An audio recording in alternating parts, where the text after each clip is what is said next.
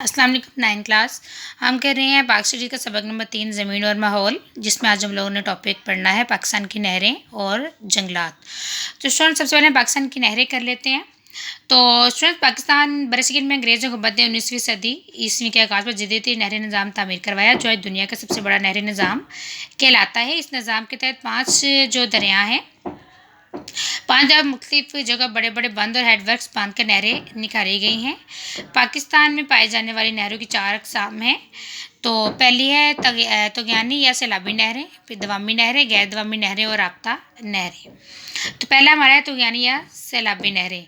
ये वो नहरें हैं जिनमें पानी तुगयानी के ज़रिए आता है, या जब दरिया में पानी ज़्यादा हो इन नहरों के हेडवर्क्स नहीं होते। मौसम बरसात में दरियाओं में तुगयानी आने से नहरें खुद ब खुद चलने लगती हैं। तुगयानी नहरें ज़्यादातर राजनपुर, डेरा गाजी खान और मुजफ्फरगढ़ के अजला में हैं। उसके बाद है दवामी नहरें। ये नहरें स्टूडेंट दरियाओं पर बंद बांध कर निकाली गई हैं और सारा साल चलती हैं। बंद के ज़रिए दरिया का पानी रोककर ज़रूरत के मुताबिक इस नहर में छोड़ा जा सकता है। ये नहरें डैम, बैराज या हेड जो है वो बैराज या हेड के साथ मुंसलिक होती हैं और सारा साल आबपाशी के लिए पानी मुहैया करती हैं। आगे है गैर दवामी नहरें। बरसात के मौसम में जब दरिया में पानी काफ़ी मिकदार में होता है तो ये नहरें चलती हैं और खरीफ की फसल के लिए पानी फराहम करती हैं। और दवामी नहरों की तरह गैर दवामी नहरों के भी हेडवर्क्स होते हैं, जिनके ज़रिए पानी को कमोपेश किया जा सकता है। दरिया में पानी की कमी होने की वजह से रबी की फसल के लिए ये नहरें जो है वो पानी मुहैया नहीं करती। नहरों को शुष्माई नहरें यानी 6 महीनों वाली नहरें भी कहते हैं। उसके बाद है स्टूडेंट्स राब्ता नहरें। पंजाब के 2 दरिया सतलुज और रावी भारत के इलाकों से गुजर कर आते हैं। भारत ने इन दरियाओं से नहरें निकाली हुई हैं, इसलिए पाकिस्तान में इन दरियाओं में पानी की कमी को राब्ता नहरें पूरा करती हैं। मशरक़ी दरियाओं सिंध, झेलम और चनाब से नहरें निकालकर मगरबी दरियाओं रावी और सतलुज को पानी मुहैया किया जाता है। उसके बाद हमारे हैं जंगलात।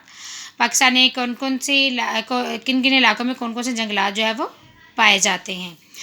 तो पाकिस्तान की आबो हवा में फ़र्क की वजह से यहाँ दर्जे मुख्तलिफ़ अक़साम के जंगलात पाए जाते हैं। पहले पाकिस्तान के शुमाल मगरबी इलाके। तो उसमें पाकिस्तान के कुछ शुमाल मगरबी इलाकों में औसत बारिश दूसरे इलाकों की निस्बत ज़्यादा होती है। इन इलाकों में मरी, एबटाबाद, मानसेरा, चित्राल, सवात और दीर वगैरह शामिल हैं।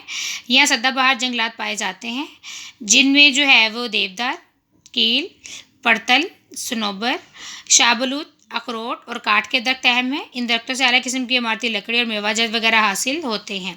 उसके बाद है पहाड़ी दामनी इलाकों में जंगलात। तो स्टूडेंट पहाड़ी दामनी इलाकों में ज़्यादातर फलाही, काहू, जंड, बेर, तूत और संबल के दरख्त मिलते हैं, जिनमें पेशावर, मर्दान, कोहाट, अटक, रावलपिंडी, झेलम और गुजरात के अजला शामिल हैं।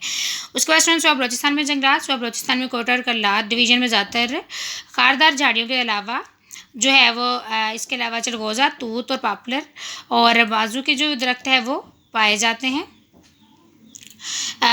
हैं। और इसके बाद जो है मैदानी इलाकों में जंगलात। मैदानी इलाकों में दरियाई वादियों में कुछ जंगलात मौजूद हैं, जिनमें शीशम, पापलर, शहतूत, संबल, जामुन, दरेक और सफ़ेदे वगैरह के दरख्त मिलते हैं। इन इलाकों में छांगा मांगा, चीचा वतनी, टोबा टेक सिंह, शोरकोट, बहावलपुर, तौंसा, सक्कर, कोटरी और गुद्दू शामिल हैं। तो आप लोगों ने स्टूडेंट्स पाकिस्तान में की नहरें और उनकी अक़साम, उनकी तफसील, जंगलात, पाकिस्तान कौन से इलाके में कौन कौन से इलाकों में कौन कौन से जंगलात पाए जाते हैं, इनकी तफसील अच्छे तरीके से याद करनी है।